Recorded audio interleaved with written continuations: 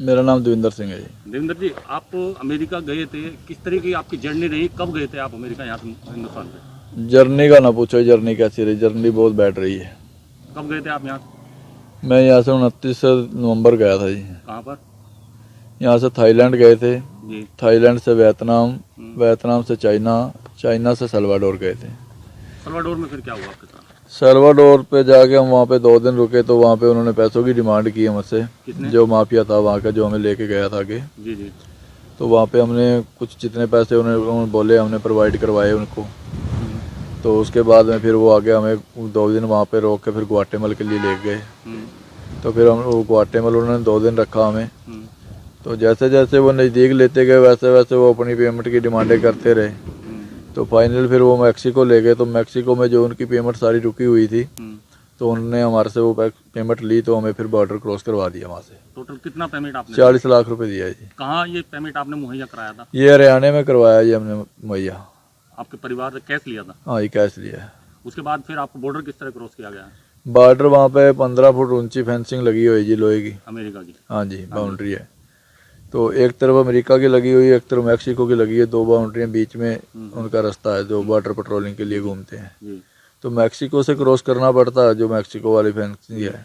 तो वो लोहे की सीढ़ी बनाई हुई है उन्होंने सरियों की, तो उससे क्रॉस करवाते हैं वो डोंकर के बंदे जो होते हैं, जी माफिया वाले। जी। तो उधर से चढ़ के उधर उतर जाते हैं। तो आगे बॉर्डर पेट्रोलिंग वाले अगर तो पास में हैं कहीं, तो अपने आप आ जाएंगे लेने के लिए। तो नहीं है तो आप उनको 911 पे कॉल करेंगे तो आपको 5 मिनट में आके उठा लेंगे वहाँ से। फिर जब आप आर्मी के हाथ चढ़े तो फिर किस तरीके से उन्होंने रखा आपको? उन्होंने हमसे कोई मतलब आर्मी ने गलत नहीं बोला हमें। वो अपने कैंप में ले गए जो वहाँ पे वो रखते हैं। वहाँ पे उन्होंने जाके हमारे फिंगर वगैरह करवाए। तो हमारी कुछ इंक्वायरी जो ऑनलाइन इंक्वायरी है वो की। जैसे मान लो कोई क्रिमिनल रिकॉर्ड तो नहीं है इनका कोई इंडिया में, वहाँ से भाग के क्राइम करके तो नहीं आए, उस चीज़ को वो चेक करते हैं। फिर उन्होंने हमें एक कैंप में डाल दिया जो उनका रूम बना हुआ था। वहाँ पे एसी वगैरह चलता है, बहुत ज़्यादा ठंड रहती है। सिंगल कपड़ों में रहते हैं। मान लो आप, आपको सिंगल कपड़े ही पहनने के लिए दिए जाएंगे। तो वहाँ पे बहुत ही यातनाएं आती हैं। खाने के लिए नहीं देते हैं, कुछ हल्का फुल्का ही देते हैं खाने के लिए, कि जैसे आदमी बस जी सके। भरपेट कुछ नहीं मिलता है। फिर इंडिया रिपोर्ट करके किस तरह लाया गया? फिर इंडिया के लिए रिपोर्ट की उन्होंने। वहाँ से कोई प्रक्रिया नहीं की। वहाँ से तो ऐसे लेके आए कि हमको जैसे कोई कंट्री हमें चोरी से निकाल रही है वहाँ से, कि इनको कहीं रफा दफा करना है। बेड़ियाँ लगाई गई? बेड़ियाँ लगाई गई, पैरों में भी हाथों में भी बेड़ियाँ लगा के ले आए गए हैं। उसके बाद फिर वहाँ से अमृतसर लाया गया? हाँ, वहाँ से 2 तारीख में हम चले थे, तो हमें 5 तारीख में यहाँ पे छोड़ा गया है। कितने लोग थे आप लोग? 104 लोग थे इंडियन। जिन कैंपों में आपको रखा गया था, जो माफिया के कैंप थे जिन्हें 40 लाख रुपए आपने दिए हैं, और भी कितने लोग? माफिया के कैंप नहीं है। माफिया तो अपने घरों में रखते हैं। मान लो जैसे 10 बंदे गए उनके पास में गए, तो 10 बंदों को 4 दिन रखेंगे, 5 दिन रखेंगे, वो तो आगे निकालते रहते हैं, वो नहीं रोकते हैं। वो तो जो इनके US आर्मी वालों के कैंप है, जो इन्होंने अपने कैंप बना रखे, वहाँ पे US के लोग रखते हैं, सरकार रखती है वहाँ पे। इनके काफी कैंप हैं। मान लो ये तिजवाना सैन डिएगो में कैंप है, टेक्सास में है, और इनके जैसे जैसे बॉर्डर पड़ते हैं वहाँ पे सब जगह इनके कैंप बने हुए हैं। तो क्या लगता है 40 लाख रुपए देकर के आप अमेरिका से वापस आए हैं, क्या इस बीच में कहीं काम करने का मौका मिला? नहीं जी, नहीं, कहीं काम करने का मौका नहीं मिला। कितने पढ़े लिखे हैं आप? मैं स्कूल पास हूँ जी। क्या सोच कर गए थे यहाँ से? क्या काम आप अमेरिका में करेंगे? जी, काम यही था कि कोई जाके वहाँ पे यहाँ स्टोर में काम करेंगे, जब तक लाइसेंस वगैरह अप्लाई करेंगे ड्राइवरी का, तो उसके बाद में ट्रक वगैरह पे काम कर लेंगे, ट्रक्स वगैरह चलाने के लिए जी था। आप दोबारा सोच जाने की किसी देश में? नहीं, जब तो हिम्मत ही रही जाने के लिए। अमेरिका ने जो ये कदम उठाया है डिपोर्ट का, क्या सही समझते हैं आप? क्या? नहीं जी, बहुत गलत कदम है उनका। पहले उन्होंने आदमी बुलाए यहाँ से काम करने के लिए, अब उनको पीछे भगा रहे हैं। तो आप लोग जो गए थे, ये इलीगल तरीका है क्या? यही एक तरीका है वहाँ जाने के लिए? नहीं, ये है तो अनलीगल तरीका है, पर तरीका जो उनका वैसा तरीका उसको फॉलो नहीं कर सकते हम। उनके जो रूल नहीं फॉलो कर सकते हम जितने। इसलिए इलीगल ही अपनाना? हाँ, यही अपनाना पड़ता है। ज्यादातर लोग इलीगल ही जाते हैं? ज्यादा इसी से आते हैं जी। जी, क्या नाम है आपका? मेरा नाम देविंदर सिंह है जी। देवेंद्र जी, आप अमेरिका गए थे, किस तरह की आपकी जर्नी रही? कब गए थे आप अमेरिका, यहाँ से हिंदुस्तान से? जर्नी का ना पूछो, जर्नी कैसी रही, जर्नी बहुत बैड रही है। कब गए थे आप यहाँ? मैं यहाँ से 29 नवंबर गया था जी। कहाँ पर? यहाँ से थाईलैंड गए थे, जी। थाईलैंड से वियतनाम, वियतनाम से चाइना, चाइना से सल्वाडोर गए थे। सल्वाडोर में फिर क्या हुआ आपके साथ? सल्वाडोर पे जाके हम वहाँ पे 2 दिन रुके तो वहाँ पे उन्होंने पैसों की डिमांड की हमसे, किसने? जो माफिया था वहाँ का, जो हमें लेके गया था आगे। जी जी। तो वहाँ पे हमने कुछ जितने पैसे उन्होंने बोले हमने प्रोवाइड करवाए उनको। तो उसके बाद में फिर वो आगे हमें 2 दिन वहाँ पे रोक के फिर ग्वाटेमल के लिए ले गए।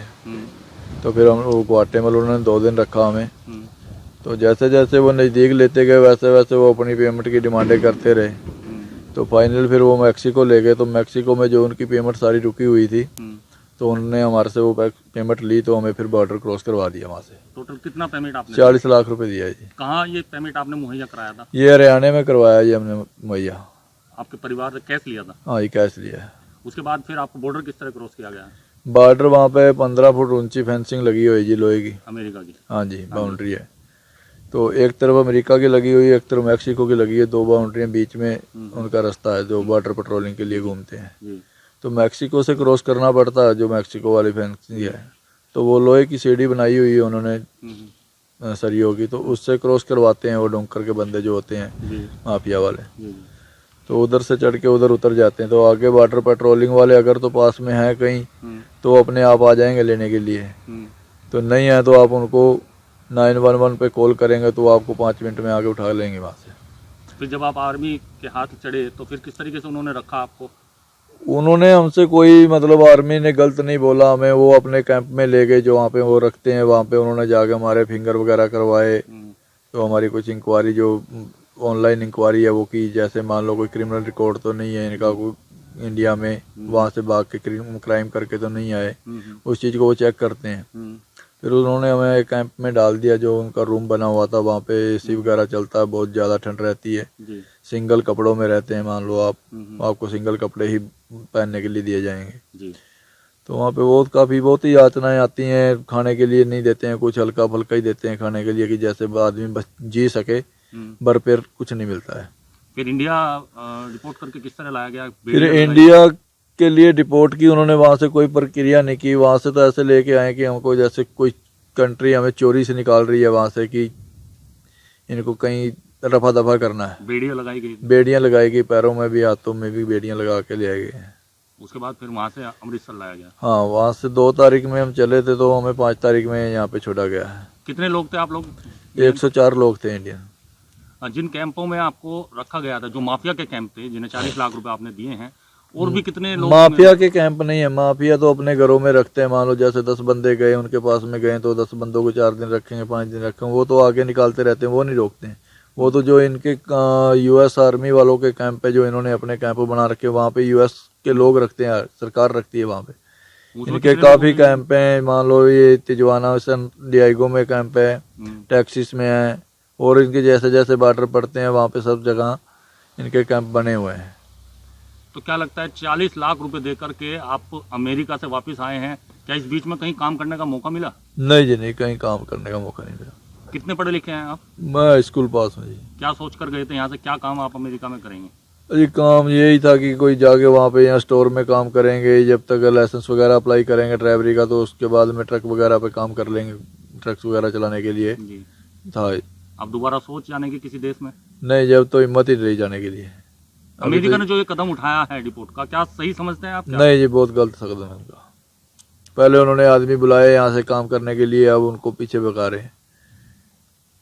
तो आप लोग जो गए थे, ये इलीगल तरीका है? क्या यही एक तरीका है वहाँ जाने के लिए? नहीं, ये है तो अनलीगल तरीका है, पर तरीका जो उनका वैसा तरीका उसको फॉलो नहीं कर सकते हम, उनके जो रूल नहीं फॉलो कर सकते हम जितने, इसलिए इलीगल ही अपनाना। हाँ, यही अपनाना पड़ता है। ज्यादातर लोग इलीगल ही जाते हैं, ज्यादा इसी से जाते हैं जी।